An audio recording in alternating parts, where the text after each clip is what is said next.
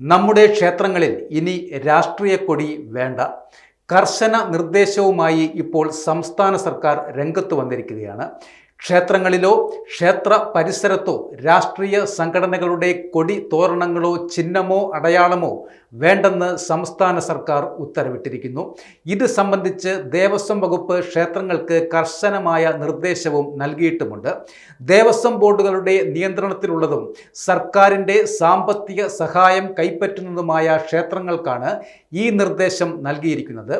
ഏകവർണ്ണ പതാക രാഷ്ട്രീയ സംഘടനകളിലെ വ്യക്തികളുടെയോ ബന്ധപ്പെട്ട പ്രസ്ഥാനങ്ങളുടെയോ ചിത്രം മത സാമുദായിക സ്പർദ്ധയുണ്ടാക്കുന്നതും വളർത്തുന്നതുമായ പ്രചാരണ സാധനങ്ങൾ എന്നിവ ക്ഷേത്രത്തിലോ പരിസരങ്ങളിലോ പ്രദർശിപ്പിക്കരുത് എന്നാണ് കർശനമായ നിർദ്ദേശം.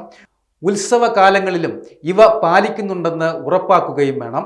തൃശൂർ തേക്കൻകാട് മൈതാനം പൊതുപരിപാടികൾക്ക് താൽക്കാലികമായി വാടകയ്ക്ക് നൽകുമ്പോൾ ക്ഷേത്ര ചുറ്റുമതിലിന് പുറത്തുള്ളതും ക്ഷേത്രത്തിൻ്റെ ഉടമസ്ഥതയിൽ ഉള്ളതുമായ സ്ഥലത്തോ കെട്ടിടങ്ങളിലോ ദേവസ്വം കമ്മീഷണറുടെയോ അഡ്മിനിസ്ട്രേറ്റീവ് ഓഫീസറുടെയോ അനുമതിയോടെ മാത്രമേ കൊടിയോ തോരണങ്ങളോ ഇനി അനുവദിക്കുകയുള്ളൂ.